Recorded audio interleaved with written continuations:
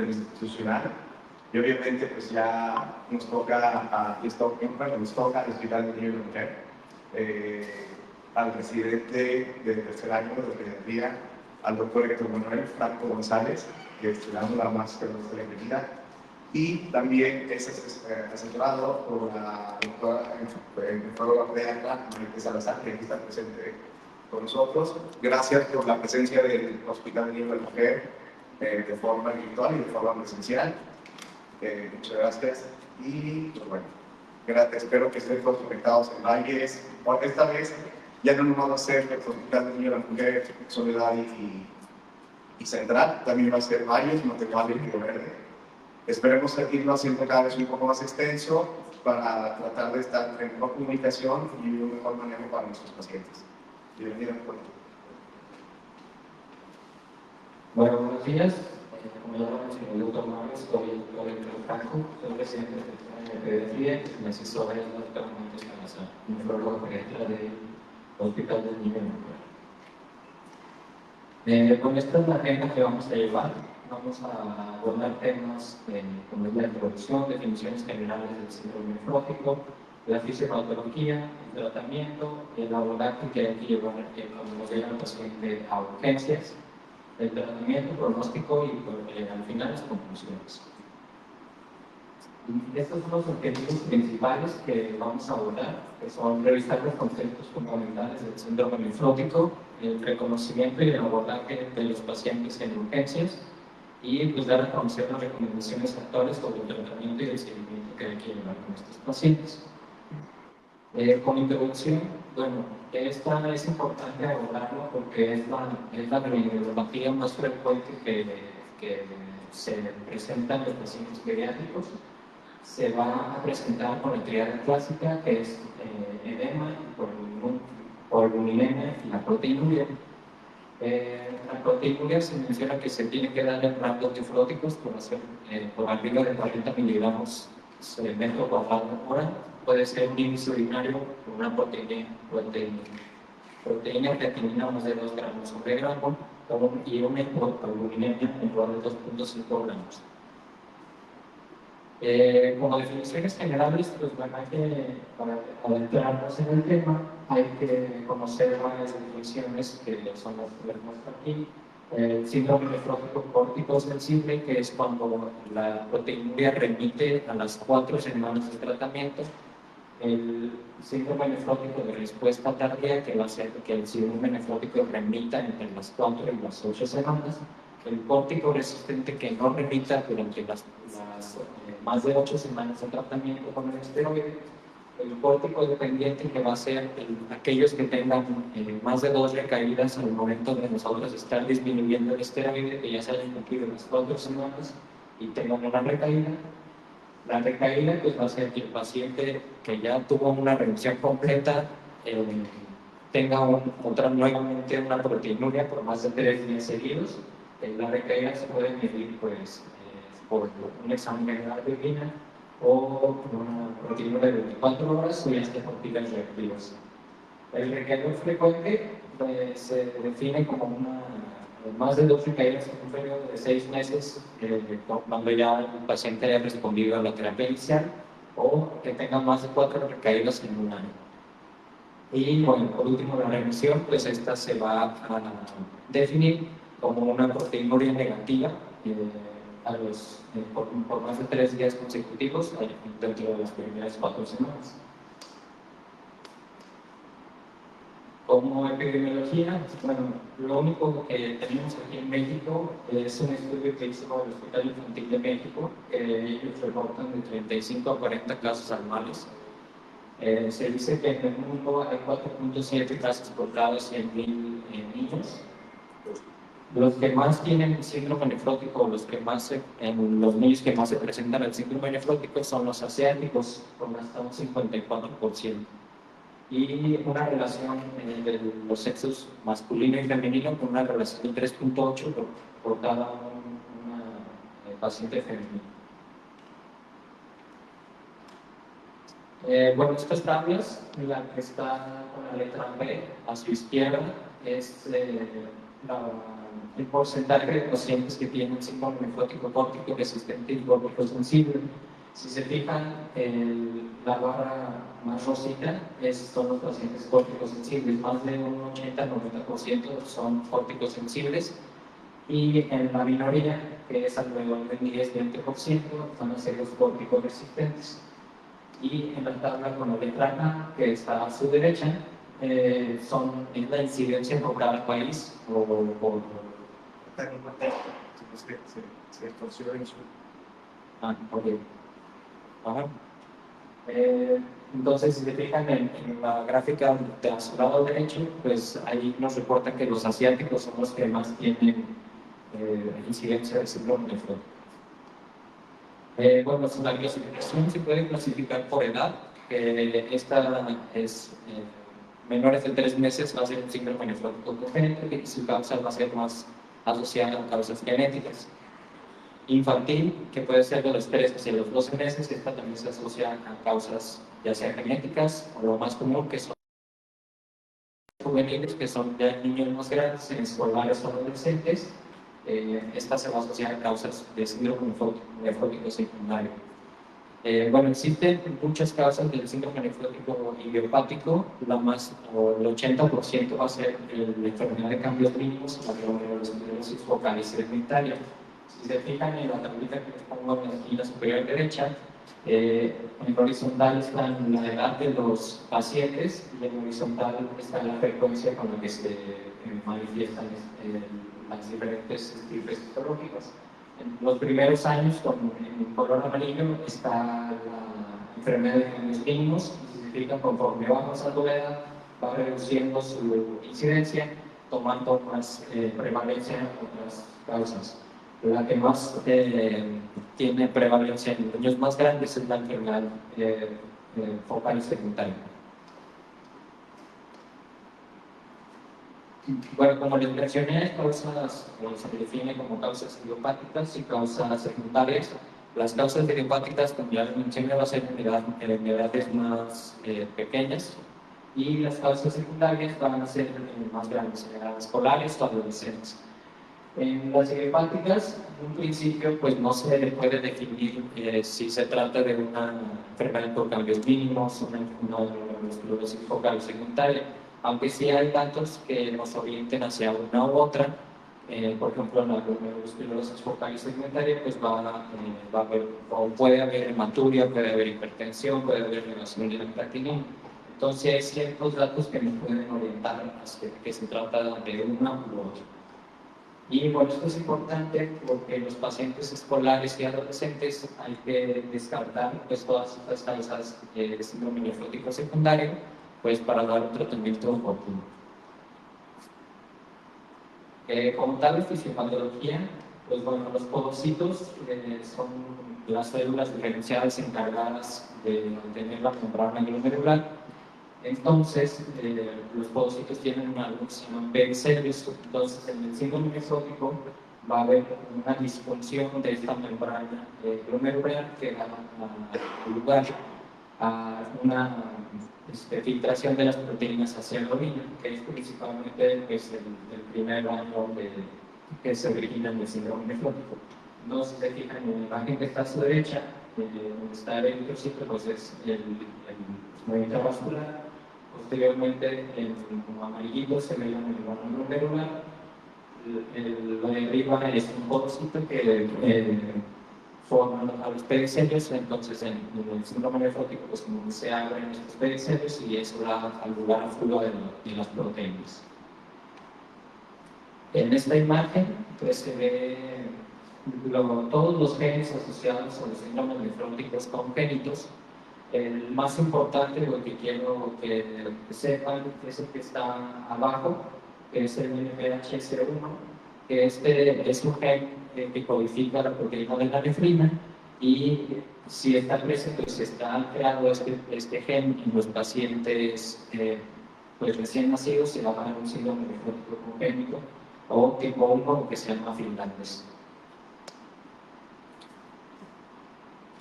Estas dos imágenes son una microscopía electrónica. Por la letra A o la imagen de abajo se ve una microscopía de un paciente con una membrana normal.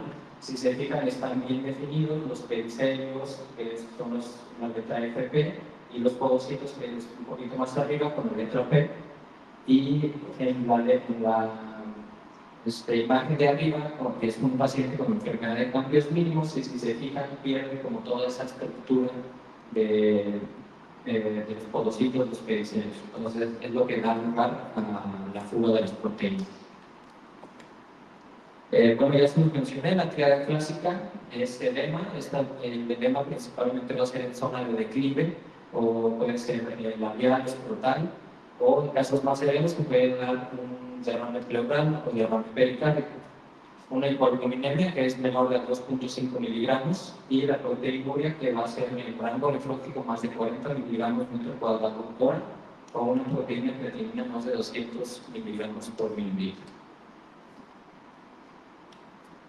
Existen dos teorías de la formación del edema, la teoría del Underfield y la teoría del Overfield. La teoría del Underfield pues, se va a llevar a cabo por ya que hay proteinuria, pues va a haber hipoalbuminemia. La hipoalbuminemia nos va a llevar a un aumento de la presión osmótica. El aumento de la presión osmótica nos va a llevar a una filtración del líquido al espacio intersticial, y pues esto nos va a llevar a una hipoalbuminemia. Y la hipovolemia, y pues esto nos va a llevar a un edema. Y la teoría del Overfield por el contrario, va a haber una alteración en los canales de sodio. Al haber alteración en los canales de sodio, se va a comenzar a retener agua y sodio.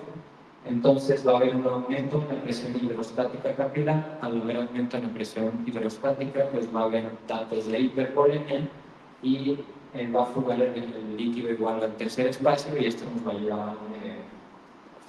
Esto es importante porque, como ya las manifestaciones clínicas van a ser diferentes y el tratamiento va a ser diferente. Entonces es importante saber distinguir a nuestros pacientes que nos llegan a urgencias con cualquier de estas teorías, si es Underfield o Overfield. Entonces, el Underfield, pues bueno, ya nos expliqué, va a haber una pérdida excesiva de líquido. Esto va a llevar a hipovolemia, y va a haber datos del hipovolemia, taquicardia, hipotensión, va a haber oliguria, van a estar pálidos las extremidades, va a haber retardo en el llenado capilar. Y estos pacientes no hay que darles diurético, porque vamos a empeorar la hipovolemia. Hay que darles, no hay que restaurar el líquido intravascular.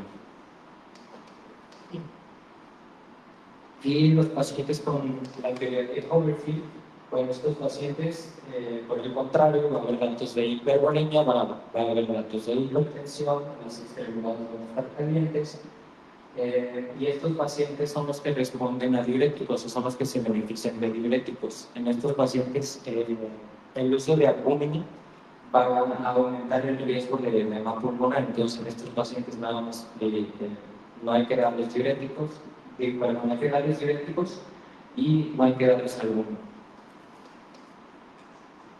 Como manifestaciones clínicas, complicaciones, pues va a haber una hemoconcentración, o sea, va a haber una elevación de la hemoglobina. Esto mismo por la pérdida de líquido en el espacio intersticial. Va a haber una hiponatremia, que esto es secundario a la secreción de hormona antidiurética. Va a haber una hipocalcemia, porque conocemos que la albúmina el 50% va a pegar al calcio. Entonces al perder la albúmina, pues va a perder también calcio. Y las infecciones, va a haber infecciones, y estas son importantes porque es la principal causa de muerte en los niños con síndrome nefrótico. Y se va a dar secundaria, pues a la pérdida de inmunoglobulinas, a linfocitos B y factores del complemento. En los pacientes igual con síndrome nefrótico hay que pensar en peritonitis bacteriana espontánea. También es una causa frecuente que se da en nuestros pacientes. Y bueno, no está recomendado dar antibióticos de manera profiláctica. También existe una hipercolesterolemia o hipertrigliceridemia. Esto también es secundario, pues, a la pérdida de las proteínas se liga el colesterol. Entonces, secundario, va a haber un aumento de los triglicéridos y del colesterol y igual no está indicado el tratamiento en estos pacientes. Al momento de existir una remisión de la enfermedad, va a haber igual remisión de estas alteraciones. Va a haber también una lesión renal aguda, que esto va igual a ser por la depresión del volumen, por el uso de diuréticos y por la concentración. Y estos pacientes tienen riesgo de tromboembolia. Se dice que hasta el 3% de estos pacientes van a presentar trombosis del seno venoso, de la vena renal y de la tromboembolia pulmonar. Esto es secundario porque hay pérdida de la antitrombina 3, de la proteína C y la proteína S en la orina. Entonces, el tratamiento pues, va a ser con heparina de bajo peso molecular y en medida de lo posible nos refiere a la literatura que no hay que invadir a nuestros pacientes por el riesgo que existe de trombosis. Entonces, pues nos llega el paciente hematizado a urgencias, ¿qué es lo que tenemos que hacer? Bueno, primero, pues clasificar el grupo etario, ¿no? Porque ya vimos que hay diferentes, dependiendo de la edad, se clasifica si es primario, secundario o idiopático, o en los recién nacidos si es congénito. En segundo, hay que clasificarlo, como ya lo dije, si es idiopático, secundario, ya que el tratamiento pues, va a ser, el abordaje va a ser diferente. Como número 3, hay que saber si la teoría que está provocando el edema en nuestro paciente es Underfield o Overfield. Ya lo vimos, el tratamiento es diferente, entonces estos se van a beneficiar dependiendo de la teoría y se van a beneficiar del tratamiento. El 4, si nuestro paciente es debutante o si es una recaída, ya que el tratamiento pues, va a ser completamente diferente, es igual con esteroides, pero se maneja diferente. Y el 5, pues el tratamiento para ver qué tratamiento le vamos a dar a nuestro paciente. Bueno, estas tablitas son de los estudios que hay que pedirles a nuestros pacientes cuando nos llegan al servicio de urgencias. No todos se les piden, ya algunas cosas más específicas como las que vienen al final, los últimos 2 puntos, pues eso ya se va a pedir en pacientes que ya estén sospechando un síndrome nefrótico córtico resistente. Entonces, al inicio pues hay que investigar antecedentes familiares y en la familia hay historia de síndrome nefrótico, ya que existe el síndrome nefrótico familiar y este se asocia a peor pronóstico a largo plazo. Hay que investigar antecedentes de pues, alguna atopia, infecciones virales, ya que estas son desencadenantes propias del síndrome nefrótico. Al momento en que nos llega el paciente de urgencias, hay que pues, realmente empezar a medirlo. Hay que checar la presión arterial, hay que checarle la talla, todo esto pues, para irnos orientando hacia qué teoría de la edema, ya sea Underfield o Overfield, nos orienta. Hay que tomarle pues, una ADH, química, electrolitos y la proteína de 24 horas. Si estamos pensando en algún proceso infeccioso, pues hay que descartarlo antes de empezar el tratamiento con esteroides. Bueno, el tratamiento, ya lo conocemos, es con esteroides a dosis altas, se da por 8 semanas, las primeras 4 semanas se da a dosis de 60 miligramos por metro cuadrado o 2 miligramos por kilo. Posteriormente, en las siguientes 4 semanas se da 40 miligramos por metro cuadrado o 1.5 miligramos por kilo. Ha habido estudios que alargan el tratamiento hasta las 12 semanas o hasta meses. Sin embargo, estos estudios no han recabado información concluyente, nada más han visto que retrasa la primera caída, pero no tiene como tal impacto en la enfermedad o en la historia natural de la enfermedad. A pesar, el tratamiento a 8 semanas, especialmente a los familiares se les hace más fácil, tienen un mejor apego de tratamiento y pues en tratamientos más largos obviamente vamos a ver efectos secundarios más frecuentemente por los esteroides. Recomendaciones en las recaídas. Bueno, la guía Caribo del 2025 nos recomienda que hay que educar a las familias, que las familias en casa tengan tiras reactivas, y estas son pues los valores por cada cruz que nos da una tira reactiva, pues más o menos es lo que equivale a miligramos en decilitro de proteínas. Entonces hay que educar bien a las familias para que estén tomando tiras reactivas constantemente a los pacientes que tienen antecedentes de síndrome nefrótico, para en un momento dado de que llegue a ser positiva la tira reactiva, pues dar tratamiento oportuno.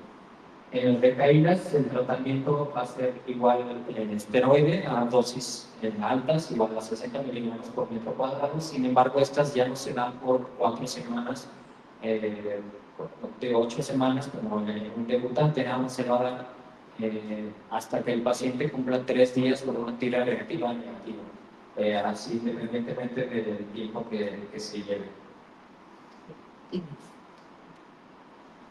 Bueno, como ya lo vimos, pues nos puede llegar nuestro paciente con datos de choque. Entonces, si llega el paciente a urgencias y estamos pensando que está ante un choque hipovolémico, la guía igual de la ICNA, que es la Asociación Internacional de Nefrología Pediátrica, nos recomienda que las cargas que se le van a meter a estos pacientes sean con albúmina al 4 o 5%. En el cuadrito que está a su derecha, ahí está un pequeño algoritmo. Entonces, si llega nuestro paciente con datos de choque, hay que darle a 20 mililitros por kilo una carga con albúmina al 4%. Y a su lado derecho les puse un ejemplo de cómo calcular la carga con albúmina al 4 o 5%. Entonces, tenemos un paciente que pesa 17 kilos, su carga a 20 mililitros va a ser 340 mililitros. Entonces, si en 100 mililitros queremos que haya 5 gramos de albúmina, pues hay una regla de 3, entonces van a ser, le queremos meter 17 gramos de albúmina totales. Entonces, la presentación que tenemos de la albúmina, cada 100 mililitros hay 25 gramos, por lo tanto, según la regla de 3, le toca 68 mililitros de albúmina. Entonces, pues a esto le metemos, bueno, a 340 le restamos los 68 mililitros, y esa es la composición para que nos quede una carga con albúmina del 4%. Bueno, no a todos los pacientes con edema se les va, o a los líquidos se les mete albúmina. Nada más los pacientes que tienen, o sea, que se han visto que se benefician de los líquidos con albúmina, no solo tratarlos con medidas generales o con diuréticos, son los pacientes que ya tienen un edema pleural, un edema pulmonar, un edema periférico. Si quieres dar un micrófono debajo, junto con él. ¿Así? Ella tiene falla cardíaca congestiva, o los pacientes que tienen oliguria, que condiciona el lesión renal, o que tengan ascitis. Y los pacientes, bueno, para todos los pacientes en general que se presenten con síndrome nefrótico, pero no presenten estos datos que les acabo de mencionar, nada más hay que darles medidas generales, que las medidas generales, pues bueno, van a ser una dieta reducida de sal, no se recomienda la restricción de líquidos en estos pacientes, hay que mantener una adecuada nutrición y, en medida de lo posible, como ya les había mencionado, evitar los excesos venosos, sobre todo centrales, por el riesgo de la trombosis. Las indicaciones de biopsia renal están bien descritas en la literatura. Van a ser que la edad de presentación del síndrome nefrótico sea mayor de 12 meses, que el síndrome nefrótico sea crónico resistente o que tenga constante falla al tratamiento de los esteroides, que sea una alta sospecha de causa de alguna otra patología, o sea, de alguna otra gripe histológica, y bueno, que tengan una falla renal no relacionada con la hipovolemia, o que haya un decremento constante de la función renal conforme pase el tiempo. Como medidas generales en estos pacientes, bueno, como ya les había mencionado, el balance de líquidos, la restricción de líquidos no está indicada.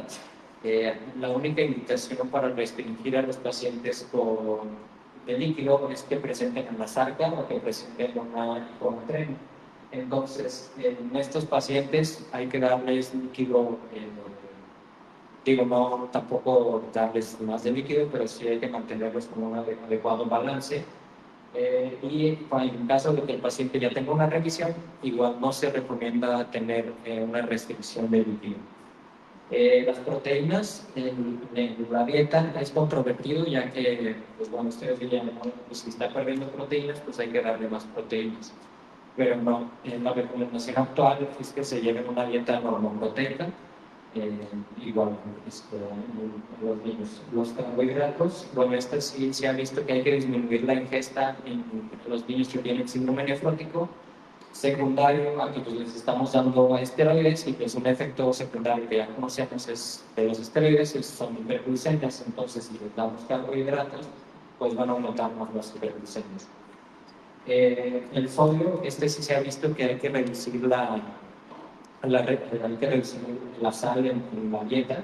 Esta tablita que les puse ahí nos dice cuántos miliequivalentes de sodio por edad está recomendado darle a estos pacientes.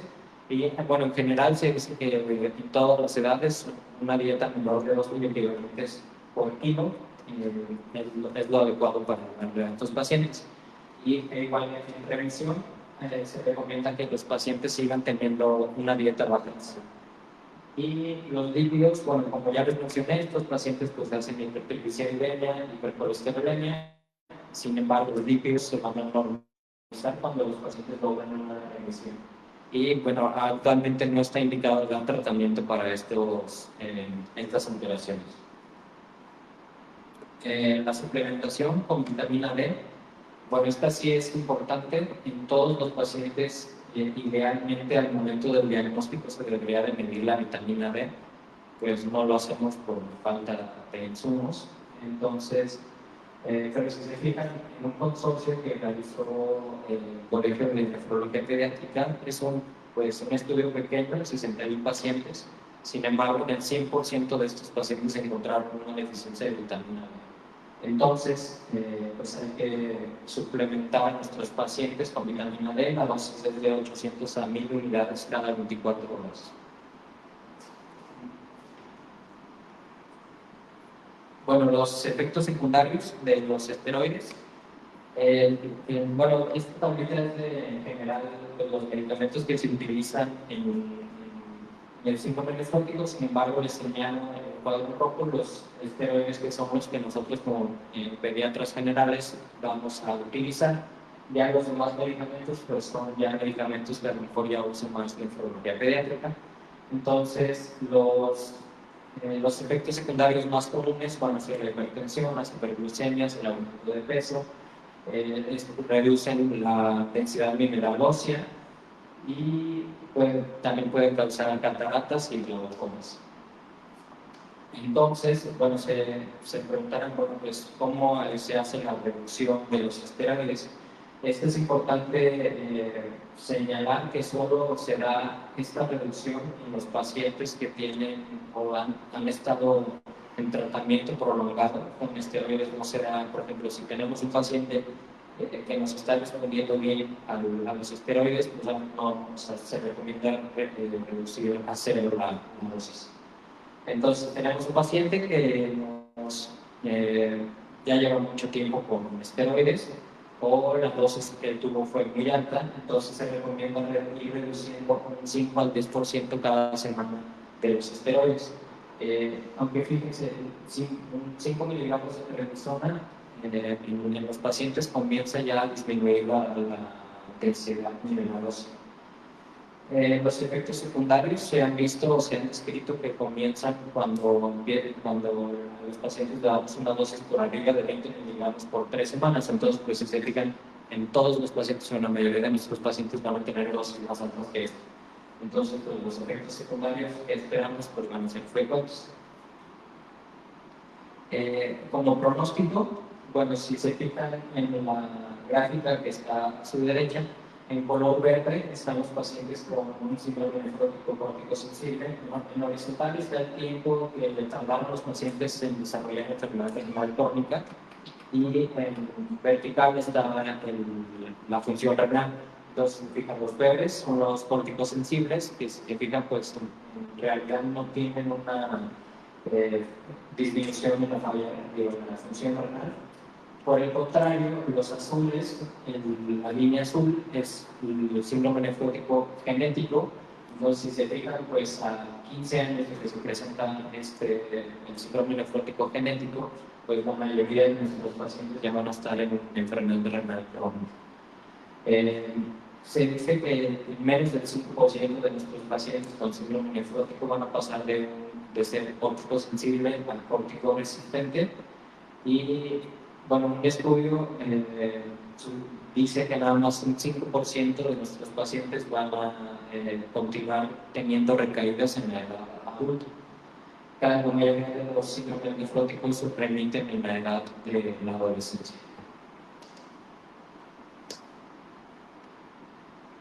Bueno, ¿cuáles son las recomendaciones que se dan ante una infección activa o si el paciente está tomando esteroides y pues tiene una infección sobre todo de vías aéreas superiores? Bueno, se puede considerar un tratamiento corto de 3 dosis a dosis de 0.5 miligramos por kilo al inicio de una infección de vías aéreas. Esto es importante señalar que nada más está indicado en los pacientes que tienen una recaída frecuente o son córtico-dependientes. O sea, darle esteroide en una infección activa no está indicado para todos los pacientes. Si es córtico-sensible, pues no se ha visto que al darle esteroide vaya a reducir las recaídas por una infección. Existe un estudio que se llama PREDOS-2, que este estudio fue de 2013 a 2017 en Inglaterra y ellos evaluaron o compararon el darle esteroide a un paciente con una infección activa versus placebo. Y bueno, ellos encontraron que el uso de esteroides pues no reduce, en general, no reduce las recaídas en los pacientes. Bueno, y la vacunación es algo importante porque estos pacientes pues, están inmunosuprimidos. Entonces, esta tabla nos habla de pues, a qué dosis estuvimos dando los esteroides y las recomendaciones, ¿no? Por ejemplo, si nuestros pacientes estuvieron recibiendo dosis altas de esteroide, pero ya los suspendimos el tratamiento, tienen menos de 14 días de suspendido el tratamiento, la recomendación es que se pueden vacunar inmediatamente después de la suspensión del tratamiento. Por el contrario, si están recibiendo una dosis alta de esteroides y el tratamiento fue por más de 14 días, ahí sí la recomendación es que se vacunen un mes después de haber suspendido el tratamiento. Es importante también decir que estas recomendaciones son para vacunas de virus atenuados, no para todos.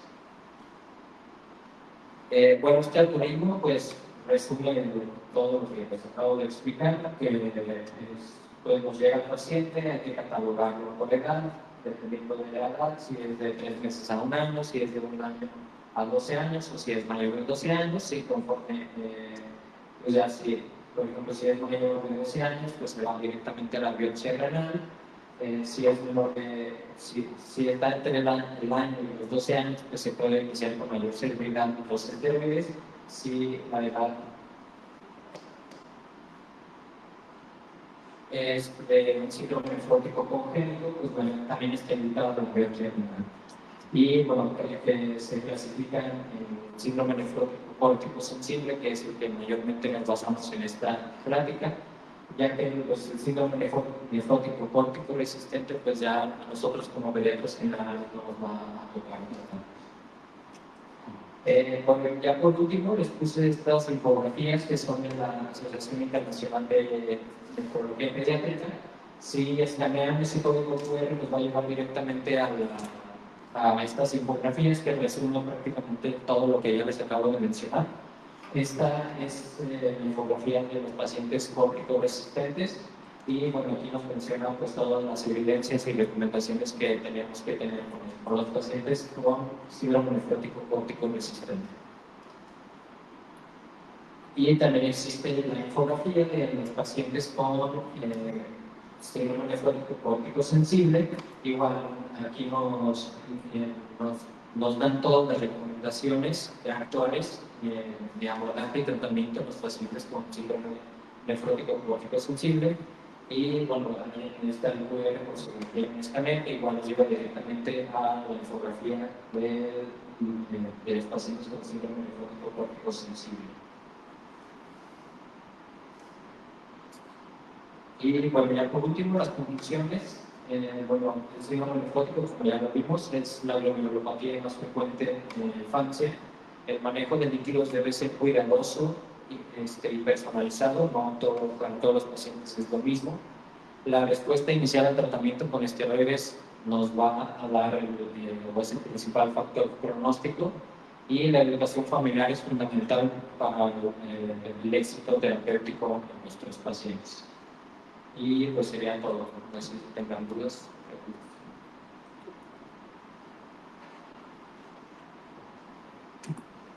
Pero nada, quisiera contarte, muchas gracias por la sesión.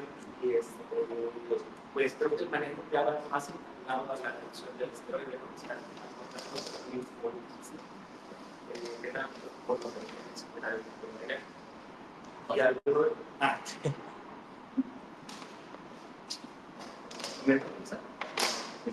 Ya se lo. Y bueno, dentro de las, bueno, por los avances que he visto, hay un estudio que es un Nefrobites que habla de pues una vascular que se hace con un modulador y que se ha visto que incluso después de la revisión el cuadro de los esteroides pudiera empezar para la recurrencia, pero no sé. Sí, eso que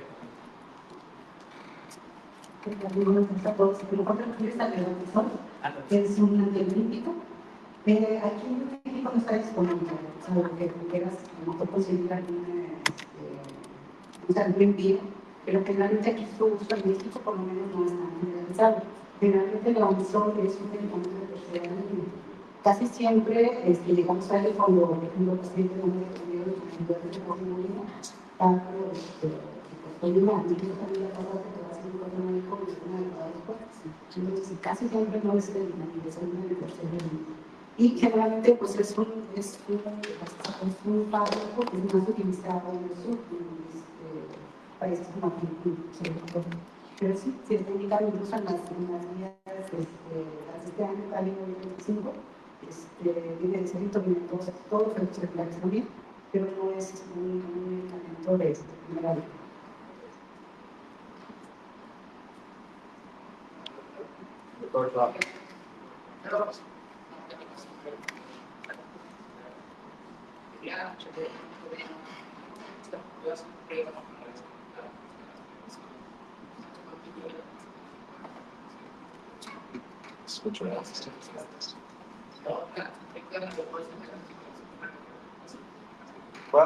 ¿Las puedo repetir o si quieres que no se oye? La primera, creo que es a los 4 días de haber iniciado la dosis alta, la dosis alta de prednisona, está de 4 y 8 con la evaluación de la proteína. Normalmente no hay una guías específicas, las guías no lo mencionan, pero sí se sabe que por ejemplo, los vendedores tempranos, más uno lo hace de 5 o 7 días después de iniciar las dosis altas. Entonces, en ese momento nosotros podríamos empezar la evaluación con la determinación de la proteína. Sin embargo, hay algunos pacientes, sobre todo los dependientes, que incluso pudieran tardar hasta 15, alrededor de 2 semanas, en empezar a rendir. Entonces, ahí también interviene mucho la clínica, el inicio de la mejoría en cuanto de eso podría ayudarnos. Entonces, si le está haciendo medición de fertilidad desde la primera semana, pues a lo mejor cambiar. Pero sí, ya no es un poquito más de la clínica, no hay una guías específicas, pero no hay unas guías para empezar la evaluación. Y bueno, también a lo mejor otra cosa que podríamos hacer un poco más práctica es la evaluación con la revisión de las bioafectivas, que es una prueba muy fácil de realizar en el protocolo, entonces sí tener que ir al laboratorio de exámenes generalizados en el campo. Para hacer las ciencias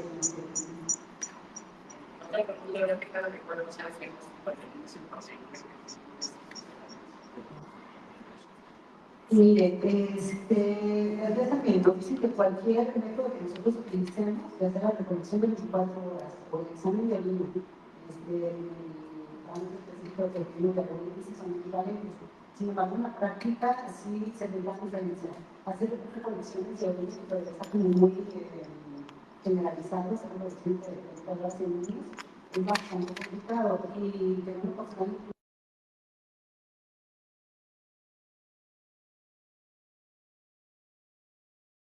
eso podemos tomar decisiones adecuadas. Entonces, lo ideal en niños, no es nada más para hacer un psicológico para poder es gracias por la práctica y por, pues, obviamente, las mejores condiciones de control que son los índices de proteínas y más adecuado pegar el enfermedad.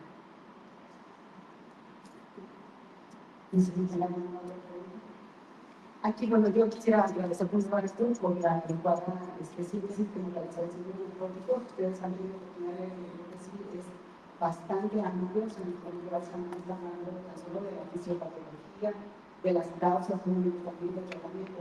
Pero aquí, incluso como de manera personal, se quisiera hacer un poquito más de hincapié en el tratamiento de primer contacto, como payasos, que normalmente, bueno, todavía toca pacientes que llegan a urgencias y que al inicio obviamente es un paciente que llega muchas de las veces en la starta y lo primero que hacemos es restricción severa de líquidos, que como vimos, si el origen del edema de la starta es un paciente con una pérdida hemorrágica, es decir, con una fuga masiva de proteínas y con una pérdida de presión hidráulica, nosotros con la restricción severa de líquidos y con los pues a veces altas, pues obviamente podemos empeorar más esa situación y después de vamos a perjudicarlo muchísimo más. Entonces, de ahí la importancia que nosotros como pediatras sepamos reconocer el origen y obviamente de ahí no todos son receta de cocina de restricción severa de 400 o a pérdidas sensibles, incluidas a veces incluso la restricción, ahí creo que no mencionamos que en el caso de que se llegue a requerir es de no más del 80% de los eso hay que tenerlo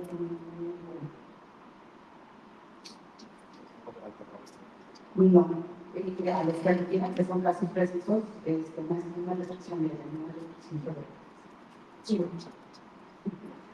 Sí, son tiene las preguntas.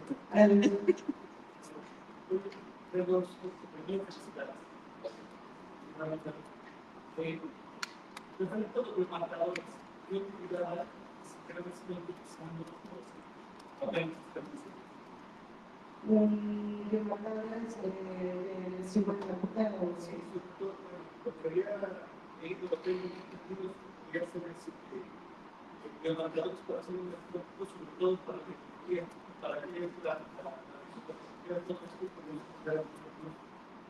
Sí, pero es más enfocado a síndrome antibiótico crónico resistente.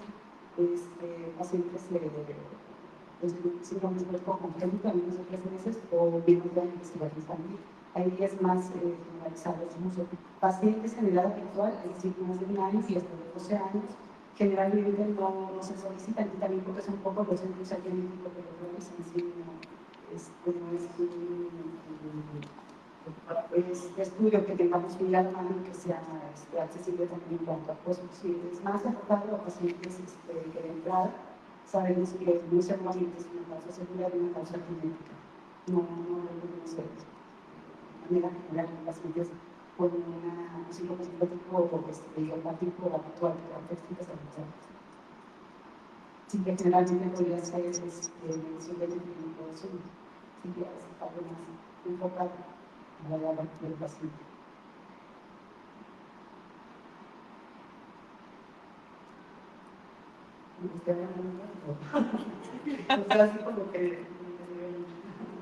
No, yo creo que sí, respecto porque lo hizo muy práctico, muy querido, porque repito, el síndrome de crónico es un tema bastante complejo. Bueno, pues no me queda nada más. Felicidades, Héctor, muchas gracias. Gracias, doctora Maite.